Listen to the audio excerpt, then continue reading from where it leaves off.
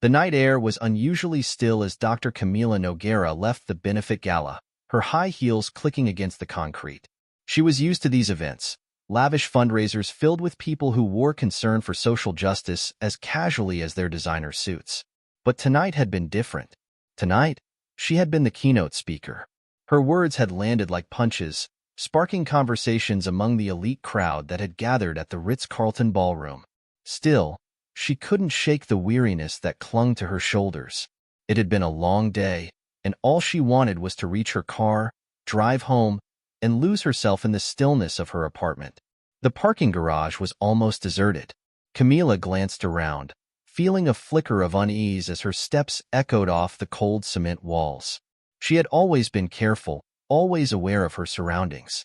It was something that had been drilled into her from a young age. The world wasn't a safe place for women like her, no matter how much success or power they had achieved. She reached her car, but as she fumbled in her purse for her keys, a voice broke through the silence. "Hey, what are you doing here?" Camila looked up, her fingers freezing mid-motion. A white police officer, his face obscured by the shadows, was walking toward her with a determined gait. His hand hovered over the gun at his waist. I'm just getting my car," Camila said, her voice calm, controlled. "That's so?" He narrowed his eyes, his jaw tightening. "You look suspicious." The tension in the air thickened. She had dealt with men like this before. Men who saw her skin color before they saw her humanity. But this was different. He wasn't just some client or opponent in a courtroom. He had power. Real power. And she had seen what men like him did with it. "Officer, there must be a misunderstanding," she began, stepping slightly closer to show she meant no harm. "My name is Dr. Camila Noguera. I'm an attorney." "Yeah?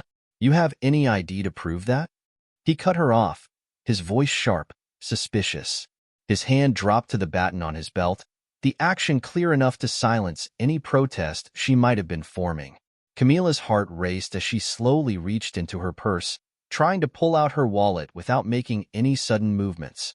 She had represented countless victims of police violence, but now, here she was, on the other side of the story. "I'm cooperating, okay? Here's my ID," she said, extending the card toward him. But the officer didn't even glance at it. He grabbed her wrist roughly, twisting it behind her back. Pain shot through her arm, and Camila gasped. "I know your type," he muttered, "thinking you can get away with anything. Not tonight. This is a mistake. I'm not resisting." "Shut up." The shove came without warning. Camila hit the ground hard, her cheek scraping against the rough concrete. She could taste blood in her mouth. Pain radiated through her body, but her mind was sharp, working overtime, trying to stay focused on survival. She heard footsteps approaching, the scuffling of shoes. People were watching now. "Hey, what the hell is going on here?" a man's voice shouted from a distance. "Mind your business," the officer barked back, slamming his knee into Camila's back as he reached for the cuffs. "Officer, please," Camila tried again, her voice shaking despite her best efforts. "I'm an attorney. I know my rights." He yanked her arms tighter behind her, forcing her wrists into the cold metal of the handcuffs. "Your rights? You think that matters right now?" For a moment, she stopped fighting. The rage that had been building in her chest simmered, threatening to spill over. She thought about every client she'd represented, every case she had fought to win, every time she had told herself that things could change, that justice was possible. And here she was, face down on the cement, treated like a criminal in the very city where she had spent years defending the oppressed. From the corner of her eye, she noticed a crowd gathering. A few were recording the scene on their phones. Good, she thought. Let them see. Let them see how a respected black attorney is treated when she's stripped of her title, her success, her identity. The officer, oblivious to the crowd and the unfolding narrative, jerked her to her feet, dragging her toward the squad car. "Where are you taking me?" she demanded, her voice firmer now, the initial shock melting away. "Downtown," he grunted, shoving her into the back seat without another word. She leaned her head back against the seat, trying to steady her breathing. Her face throbbed, her wrists ached, but the worst pain was the humiliation. the helplessness of being reduced to a statistic, just another black woman brutalized by those meant to protect. As the car sped toward the precinct, Camila closed her eyes and imagined how this would play out. Tomorrow, the media would learn what happened. Her face would be on every news channel, her story twisted into whatever narrative the media chose to feed the masses. But she would not be silent. Not this time. When they arrived at the station, the officer dragged her inside, still gripping her arm as if she might somehow escape. She was shoved into a hard plastic chair in the corner of the room, ignored by the rest of the officers milling about. For what felt like hours, no one spoke to her. No one acknowledged her. She was invisible in plain sight. Suddenly, the doors swung open, and a familiar voice pierced the silence. "Where is she?" Camila's eyes flew open. Carla Mendez, her closest friend and colleague, stormed into the room. Her tailored suit clung to her like armor, her heels clicking with the same sharp determination as Camila's had hours ago. "What the hell is going on here?" Carla demanded, her eyes blazing as she took in the sight of Camila's disheveled state. "Do you know who this is?" The officer who had arrested Camila shifted uneasily, his bravado cracking for the first time. He shot a glance at one of the senior officers, who was suddenly much less interested in whatever paperwork he had been pretending to read. "She's under arrest," the arresting officer mumbled. "For what?" Carla shot back, stepping closer. "Because I want to hear the exact charge you think you're pinning on Dr. Camila Noguera, one of the most respected attorneys in this city." There was a pause, a thick, heavy silence that settled over the room as realization dawned on everyone except the man who had started it all. She was acting suspicious? Suspicious? Carla's voice was deadly calm now. "Do you realize what you've done?"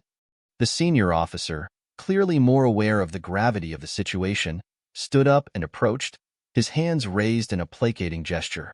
"This has been a misunderstanding," he said, shooting a sharp look at the arresting officer. "We're releasing her now." Camila could feel the rage coursing through her veins. A misunderstanding. That's what they would call it. But it was so much more than that. This was the very thing she had fought against her entire career, the very injustice she had tried to eradicate from the system. But now, it was personal. The fluorescent lights in the police station flickered, casting harsh shadows across the room. Camila sat on a stiff, plastic chair, her wrists throbbing where the cuffs had been too tight.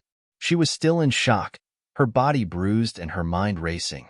The injustice of the situation hung in the air like a thick fog. She had fought so hard to become the woman she was, strong, accomplished, respected, and yet, in an instant, all of that had been stripped away.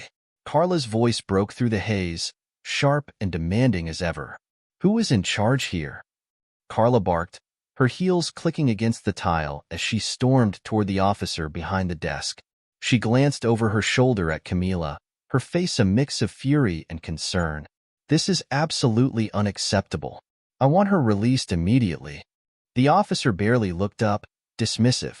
"Ma'am, you need to calm down." "Calm down?" Carla's voice rose. "You've unlawfully detained one of the most well-known attorneys in this city. I'd say I'm being pretty damn calm under the circumstances." Behind the desk, a sergeant glanced between the two women, realizing that this wasn't just another arrest. His eyes flickered to the computer screen, where Camila's name was now listed in bold letters. Recognition dawned slowly, and with it, fear. "Wait a minute," the sergeant muttered, turning to the arresting officer, Paulo Alencar, who had been standing stiffly by the door, his face stone cold. "Is this true? You arrested her?" Paulo's jaw tightened. He hadn't fully understood what he had walked into until now, but a knot of anger formed in his gut. His voice was low and defensive. "She was acting suspicious. I had probable cause." "Probable cause? For walking to her car after an event?" "This is outrageous," Carla spat, stepping closer to the sergeant. "You're either going to release her, or we will sue this entire department for every civil rights violation on the books."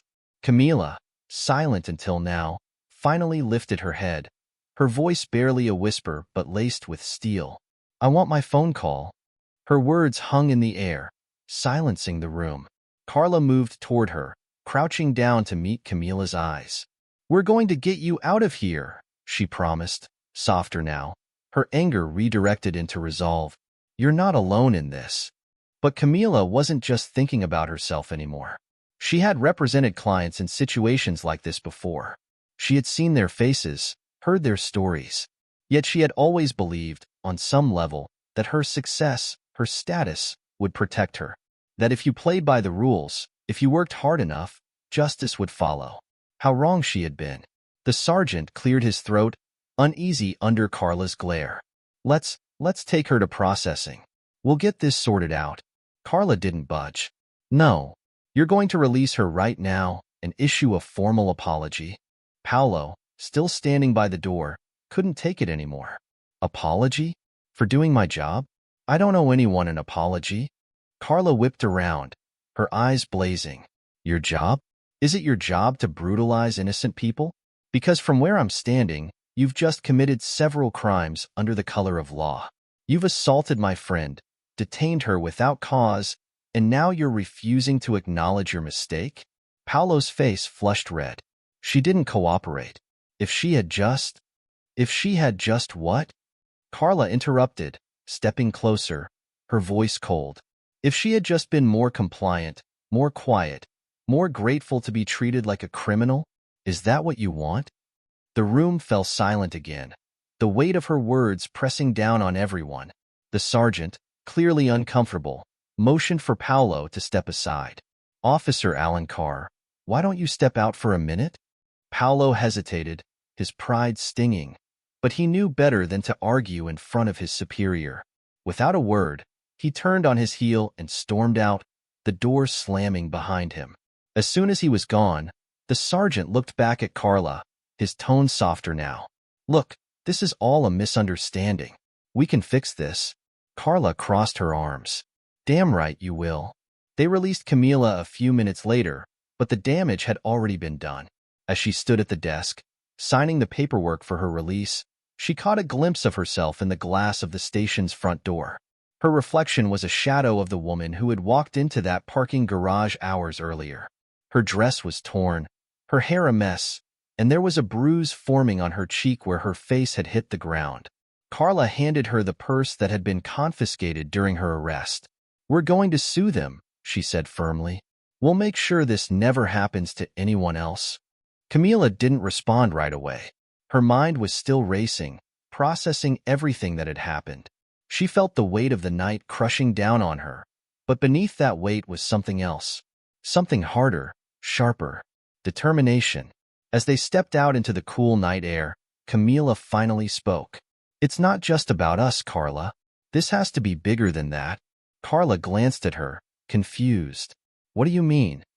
I mean, this isn't just about suing the department or getting them to apologize, Camila said, her voice gaining strength. This is about exposing the whole damn system. It's about every black person who's ever been treated like less than human by people who are supposed to protect us. Carla nodded slowly, understanding dawning. You want to take this public? Camila looked out at the city skyline, her bruised reflection in the windows of passing cars. I want to make sure they can never do this to anyone else again. Meanwhile, back inside the station, Paolo sat in the break room, nursing a cup of coffee and staring blankly at the wall. He could still feel the adrenaline pulsing through his veins, but something else was gnawing at him now, doubt. His partner, Officer Ramirez, sat across from him, watching him carefully. You good, man? Paolo didn't answer right away. He kept replaying the night in his head, trying to justify what had happened. But the more he thought about it, the less certain he became. I don't know, Paolo muttered, running a hand through his hair. I was just doing what I was trained to do, you know? She looked suspicious. She wasn't listening. Ramirez shrugged. Look, man, we're out there every day. It's not always clean. But you've got to be careful with stuff like this, especially someone like her. Paolo's eyes snapped up. What do you mean, someone like her? You don't get it? Ramirez leaned back, crossing his arms. She's not just anybody. She's an attorney. A damn good one, from what I hear. You're not just dealing with some random person on the street. This is gonna blow up, Paolo. You need to be ready for that. Paolo clenched his jaw. I don't regret what I did. Ramirez raised an eyebrow. You sure about that? For the first time that night, Paulo hesitated. He wanted to say yes, to be firm in his conviction. But the truth was, he wasn't sure anymore. The woman he had arrested wasn't who he had thought she was. She wasn't some nobody. She was powerful, and now, she had every reason to come after him. Outside, Carla and Camila climbed into Carla's car, the silence between them heavy.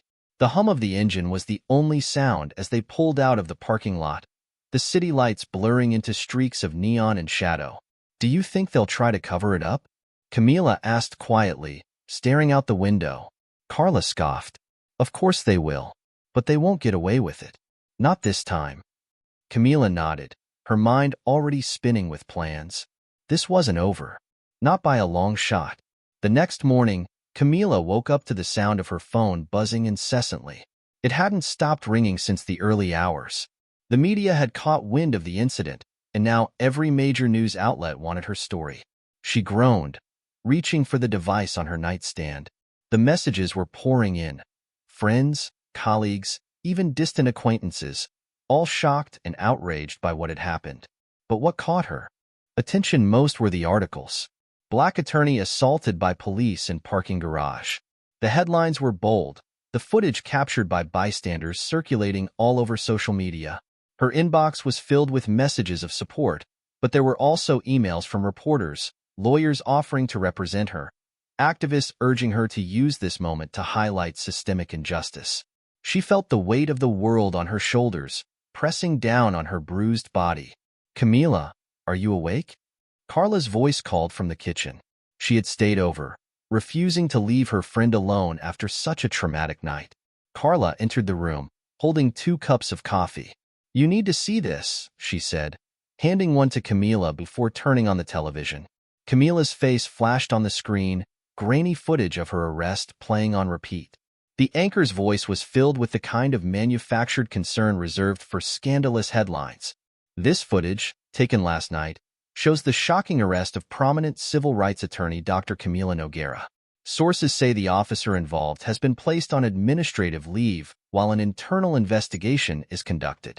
But the community is already calling for justice, as the incident reignites debates about police brutality and racial profiling. Camila stared at the screen, her stomach twisting. It's everywhere, she muttered. Of course it is, Carla said, sitting on the edge of the bed. This is bigger than you now, Camila. People are watching. I didn't want this, Camila whispered. I wanted to fight for others, but I never thought I'd be the one at the center of this. Carla sighed, placing a hand on her friend's shoulder. That's how these things work. The system came for you just like it comes for everyone else. But now you have a choice. You can fight this quietly, or you can make this the moment where real change happens. Camila nodded, but her mind was still racing. The anger she had felt in the moment of her arrest was now replaced by something colder, more calculating. She wasn't just a victim. She was an attorney, a damn good one, and she knew exactly how to navigate the system. But this time, she wouldn't be defending someone else. This time, it was personal. Across town, Officer Paulo Alencar sat at his kitchen table, staring blankly at his phone. His wife had left for work hours ago, but he hadn't moved from his spot. The phone was buzzing nonstop, texts from his colleagues, calls from his superiors, even reporters trying to get a statement. He hadn't responded to any of them. He knew the video had gone viral. He had seen it himself. Every time he closed his eyes, he could see her face, Camila's face, when she hit the ground. At the time, he had been so certain. He had been doing his job, following protocol.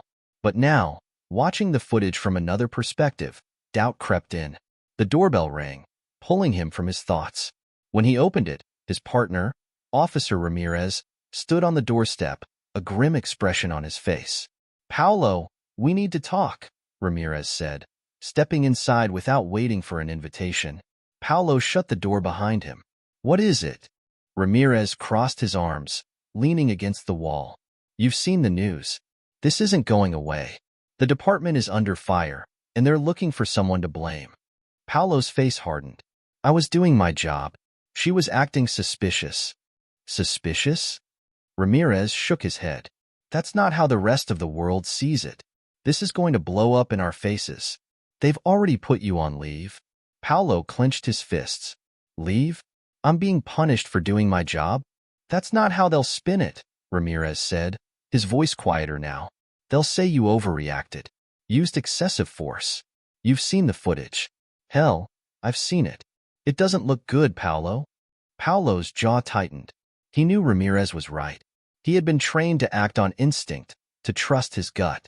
And his gut had told him that Camila Noguera was a threat. But now, the entire world was telling him that he had been wrong. What are you saying? Paolo asked, his voice low. I'm saying you need to lawyer up, Ramirez replied. This isn't going to just disappear. You need to be ready. Paolo stared at his partner, the words sinking in. Lawyer up. It was the first time he realized he wasn't just a cop anymore. He was a defendant. Later that afternoon, Camila and Carla sat in a meeting room in the offices of the civil rights organization where they both occasionally consulted. Across from them sat a team of lawyers, each one eager to take on the case. So, we're clear on what we're dealing with, Carla said, addressing the room. This isn't just about Camila. This is about sending a message. Police brutality against black people is a systemic issue, and this case can shine a spotlight on it. One of the lawyers, a tall woman with a sharp gaze, nodded. We'll be focusing on both the individual officer and the department. We have the footage, the witness statements. The evidence is solid. Camila listened quietly, her fingers tracing the rim of her coffee cup. She was used to being in control of situations like this, leading the charge, crafting the arguments. But now, the stakes were higher. Her own life was on the line. What about him? Camila asked, her voice cutting through the room. The lawyers exchanged glances before the sharp-eyed woman spoke again. Officer Alencar? Yes, Camila said. What's his defense going to be? The lawyer leaned forward, folding her hands on the table. From what we've gathered, he's claiming he acted within the scope of his duties. He'll likely argue that you were non-compliant, that he perceived a threat. It's the standard defense in cases like this. Camila felt a surge of frustration. She had heard it all before. The excuses, the justifications. It was the same story every time. The same narrative used to protect officers from accountability. Then we need to tear that apart, Carla said, her voice fierce. We need to show the world that this wasn't just a misunderstanding. It was a deliberate act of racial profiling. Camila nodded, but she couldn't shake the feeling that something was missing. She wanted justice, yes, but more than that, she wanted to make sure this didn't happen again. To her, or to anyone else. The media frenzy continued to build in the days that followed. Protests were organized outside the police department, calling for Officer Alencar's firing. News stations ran constant coverage of the story, interviewing experts on police reform and racial profiling. And through it all, Camila remained at the center, her face on every screen, her name on every headline. But for every message of support, there were also threats. Anonymous calls and emails, accusing her of playing the race card, of trying to ruin a good man's career. The vitriol was intense, but it didn't surprise her. She had seen this kind of backlash before. One evening, as she sat at her desk, sifting through the day's news coverage, her phone buzzed with an incoming call. The number was blocked, but she answered it anyway. Hello? There was silence on the other end for a moment before a voice spoke, low and strained. Dr. Noguera? Camila frowned, recognizing the voice immediately. Officer Alencar? He hesitated before answering. Yeah, I need to talk to you. Camila's pulse quickened. She stood up from her desk, pacing the room. What do you want? I just wanted to say I'm sorry, he said, the words sounding forced, as though they had been dragged out of him. For what happened that night? Camila's grip tightened on the phone. Sorry, she repeated, her voice incredulous. You think an apology is going to fix this? No, I don't know, he stammered. I didn't mean for it to go that far. Didn't mean for it to go that far? Camila's voice shook with anger. You threw me to the ground, handcuffed me, treated me like a criminal. And now you think you can just say you're sorry and it'll all go away? There was another long pause. When Alencar spoke again, His voice was quieter, more uncertain. I don't know what to do. This whole thing, it's spiraling out of control. I didn't expect this. Camila closed her eyes, trying to steady her breathing. She didn't know what she had expected from this conversation, but it wasn't this. You should have thought about that before you attacked me. I know, Alencar said, his voice barely a whisper now. I wanted you to know that I'm not a bad person. Camila's laughter was sharp, bitter. You think that matters? Whether you're a good person or not. People like you always think your intentions matter more than the impact of your actions. But they don't. What you did to me, it doesn't just go away because you say you're sorry. Before he could respond, she hung up, her hand trembling as she set the phone down on the desk. The apology had done nothing to ease the fire burning inside her. If anything, it had only fueled it. She turned back to her desk, her jaw set in determination. This wasn't over. It was just the beginning. The courtroom was packed. Reporters, activists, and ordinary citizens had crammed into every available seat, their eyes locked on the front where Camila sat, flanked by her legal team. The air was thick with anticipation. Outside, the protesters' chants echoed faintly, their signs demanding justice for Camila, justice for the countless black lives that had been brutalized under the guise of law enforcement. Camila felt the weight of it all, the eyes, the expectations, the hope. But she was ready. This was the moment she had been preparing for, the moment she had turned all of her rage, pain, and fear into a singular focus. The truth. Carla leaned over, whispering, "You've got this." Camila nodded, her gaze steady on the defense table where Officer Paulo Alencar sat. He looked different now, smaller. His once steely expression had softened, and his hands fidgeted with a pen on the table. It was clear he felt the weight of what was coming. The judge entered, and the room fell into a tense silence. All rise. The trial began with the prosecution's opening statement, a blistering account of the night in question. The footage played for the jury, the same footage that had been burned into the public consciousness for weeks. The brutal takedown, the handcuffs, the cold disregard for Camila's attempts to identify herself. Gasps rippled through the courtroom as the video looped, showing the moment Camila hit the ground, her face contorting in pain as she was pinned down. Paulo stared straight ahead, his face unreadable, but his shoulders slumped as though each second of the footage chipped away at his resolve. Camila's attorney, a composed and formidable woman named Linda, stood next. Her voice was calm, but each word struck with precision. What you just saw was not an isolated incident. It was a culmination of systemic issues that Black Americans face every single day. Dr. Camila Nogueira, a respected attorney, a woman who has dedicated her life to justice, was treated as a criminal simply because of the color of her skin. This case is not just about one bad officer. It's about a system that allows racial profiling and excessive force to go unchecked. Today, we will prove that Officer Paulo Alencar acted not out of necessity, but out of prejudice. Camila's gaze never wavered. Every word spoke to her truth, to the truth of so many who had come before her and those who would come after. As the trial progressed, the prosecution called witnesses to the stand. Those who had been present in the parking garage that night, who had filmed the arrest, their voices trembling as they described the horror they had witnessed. A young woman, her voice shaky but determined, recounted how she had screamed at Paulo to stop, how she had pleaded with him to listen to Camila. But he hadn't. "I couldn't believe what I was seeing," the witness said, glancing at Camila. She wasn't resisting. She kept trying to tell him who she was, but he didn't care. He treated her like she was nothing. Camila felt Carla's hand tighten around hers beneath the table. When it was time for the defense, the atmosphere in the room shifted. Officer Paulo Alencar's lawyer, a seasoned litigator, stood up with a calm smile. "Ladies and gentlemen of the jury," he began. "You have seen the video, and you have heard the witnesses, but let me remind you of something important. My client is a man who has dedicated his life to protecting this community. The situation on that night was fast, unpredictable, and in his mind, dangerous.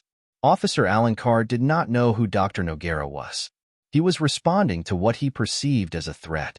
In hindsight, yes, mistakes were made, but he was acting within his training and his duty. Camila's blood boiled as she listened. The familiar defense of fear and perception felt like a knife twisting in her gut. They were going to play this card, the one that had been used to justify so many deaths, so much violence. Fear, perception, two words that had been weaponized against black people for centuries. Paulo took the stand, his face pale as he began his testimony. His voice was low, measured, but there was a crack in his confidence. "I didn't know she was an attorney," he said, glancing at the jury. "I thought she was acting suspicious. She didn't listen to my commands. I believed she might have been a threat." Linda stood, ready to cross-examine. Her expression was unreadable as she approached him, her heels clicking against the marble floor with each step. "Officer Alencar," she began, her voice calm but razor-sharp, "you say you thought Dr. Noguera was a threat. What exactly made you think that?" Paulo swallowed hard. She wasn't responding quickly enough. "I asked for ID, and she didn't give it to me right away. And that was enough to assume she was dangerous? A woman, walking alone to her car in a parking garage, dressed in formal attire, and your first thought was that she was a threat?" Paulo shifted uncomfortably. It wasn't just that. It was her demeanor. She was defiant. Linda raised an eyebrow. "Defiant? You mean she didn't immediately bow to your authority?" "No, you mean she asserted her rights as a citizen? As a human being?" Paulo hesitated, his jaw tightening. "I was following my training." "Your training?" Linda's voice grew louder now, filling the courtroom. "Your training told you that a black woman walking alone at night is automatically a suspect? That her attempts to explain who she was should be ignored because of your gut feeling? Tell me, Officer Alencar, would you have reacted the same way if Dr. Noguera had been white?" The question hung in the air like a bomb. Paulo's face drained of color, his lips parting as though he wanted to respond, but no words came out. The silence in the courtroom was deafening. Outside the courthouse, the media had gathered in full force. The trial had become a national spectacle, with every outlet covering the proceedings. As Camila stepped out of the building, the cameras flashed, microphones shoved in her direction. Carla moved protectively beside her, their legal team forming a shield against the onslaught of questions. "Do you think justice will be served, Dr. Noguera?" one reporter shouted. "Do you believe the police department should be held accountable?" another asked. Camila paused for a moment, turning to face the crowd of reporters, her eyes blazing with conviction. "This case isn't just about me. It's about everyone who has ever been profiled, brutalized, and silenced by the system. Justice isn't just a verdict in this courtroom. Justice is changing the system that allows this kind of abuse to happen in the first place." The cameras clicked furiously, but Camila didn't flinch. She had learned how to use her voice, and she wasn't going to stop now. Back inside the courtroom, the trial was nearing its conclusion. Linda stood for her final statement, her voice steady and powerful. "This case is about more than what happened that night in the parking garage. It's about a pattern, a culture of fear and suspicion that targets Black Americans disproportionately. Officer Alencar acted not because Dr. Noguera was a threat, but because he perceived her as one based on deep-rooted biases. We cannot allow this to continue. We cannot allow fear to be an excuse for injustice." The jury listened intently, their faces unreadable, but Camila could feel the energy shift. The truth had been laid bare. Now, all that was left was to see if justice would follow. As the jury was dismissed to deliberate, Camila sat in silence, her hands trembling slightly. Carla placed a comforting arm around her. "No matter what happens, you fought for something bigger today," she whispered. Camila nodded, but the knot in her stomach wouldn't loosen. The wait for the verdict would be agonizing, but she knew this fight wasn't just about winning in court. It was about winning the battle for equality, for justice, for the countless people who couldn't fight for themselves. Hours later, the jury filed back into the courtroom, their faces serious as they took their seats. The judge called for silence, and the courtroom held its collective breath. "Has the jury reached a verdict?" The foreman stood, his hands shaking as he unfolded the piece of paper. "We have, Your Honor." Camila's heart raced. This was the moment. Everything she had fought for, every sleepless night, every tear, every ounce of strength, led to this. We, the jury, find the defendant, Officer Paulo Alencar. The words that followed would change everything. The courtroom was silent, the tension thick as the foreman stood, unfolding the verdict in his hands. Every pair of eyes in the room was locked on him, waiting, breath held. Camila sat with her hands clasped tightly in her lap, her heartbeat thundering in her ears. She had fought for this moment, endured countless sleepless nights, but now that it was here, the fear of what might come next gripped her. We, the jury, find the defendant, Officer Paulo Alencar, guilty of assault and unlawful arrest. A collective exhale swept through the room. Camila felt a wave of emotion crash over her. Relief, anger, sadness, all at once. Her legal team exchanged glances of triumph, but it wasn't over for her. Not yet. Carla squeezed Camila's hand beside her. You did it. We did it. Camila nodded, but her eyes remained fixed on Paulo Alencar, who sat across the room, his head bowed in defeat. He looked like a man whose world had collapsed around him, his entire sense of purpose destroyed in the face of this verdict. For a moment, she almost felt a flicker of sympathy for him, but it quickly evaporated as she remembered the weight of his actions. The judge spoke, breaking the stillness. Sentencing will take place in 2 weeks. This court is adjourned. The sound of the gavel echoed through the room, signaling the end of the trial.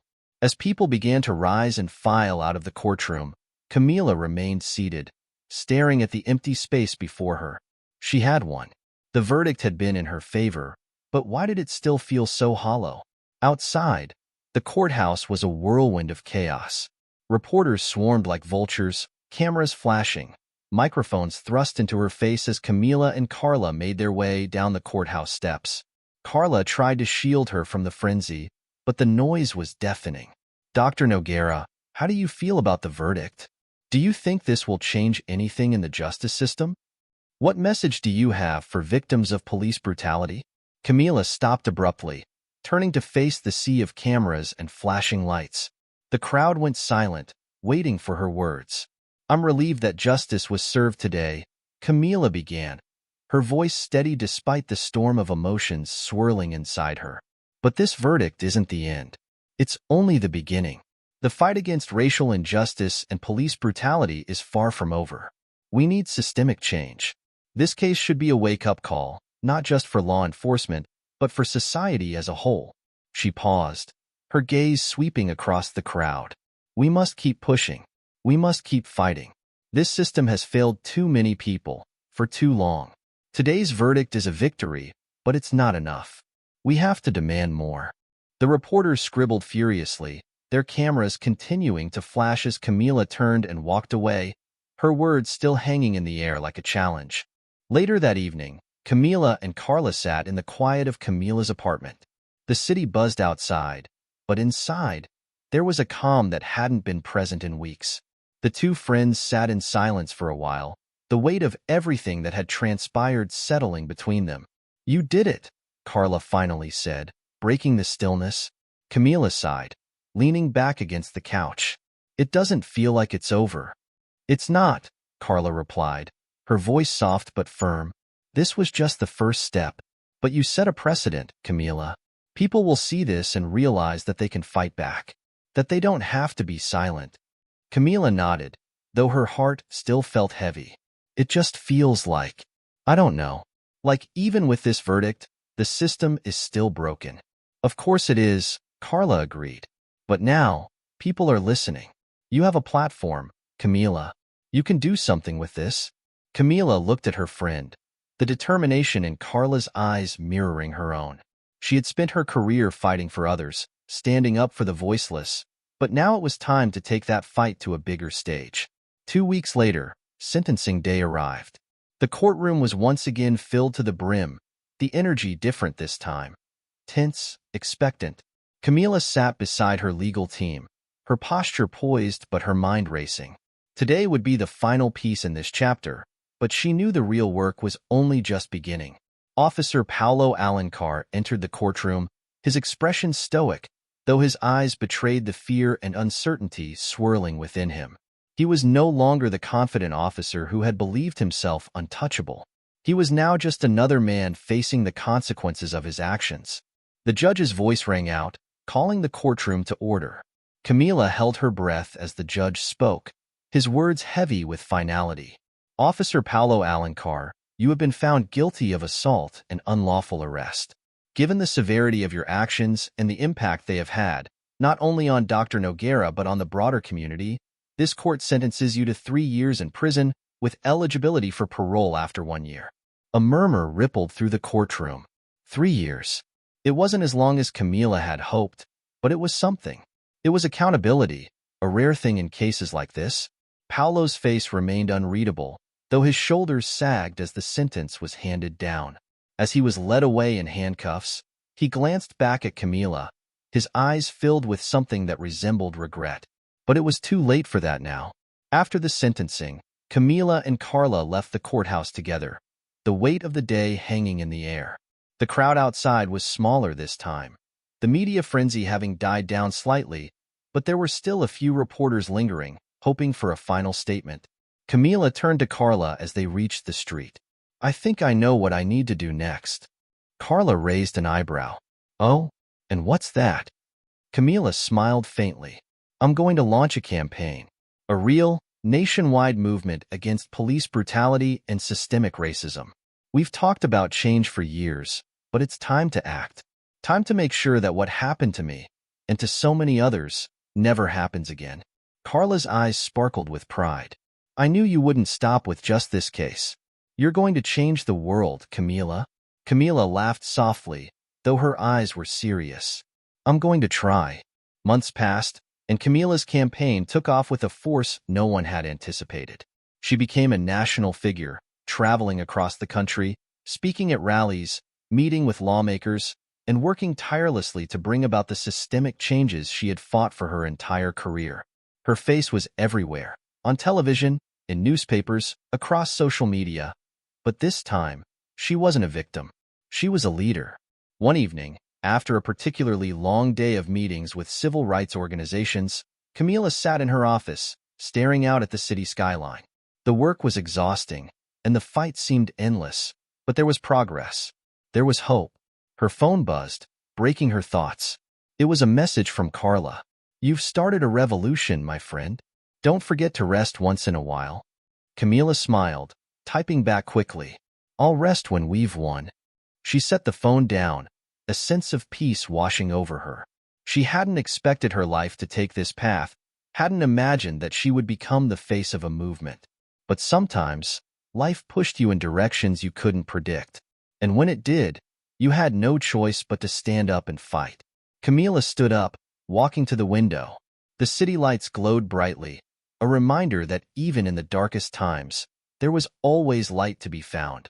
And as she looked out at the world, she knew that this was only the beginning. The fight for justice was far from over. But now, with a nation watching and her voice louder than ever, she was ready for whatever came next.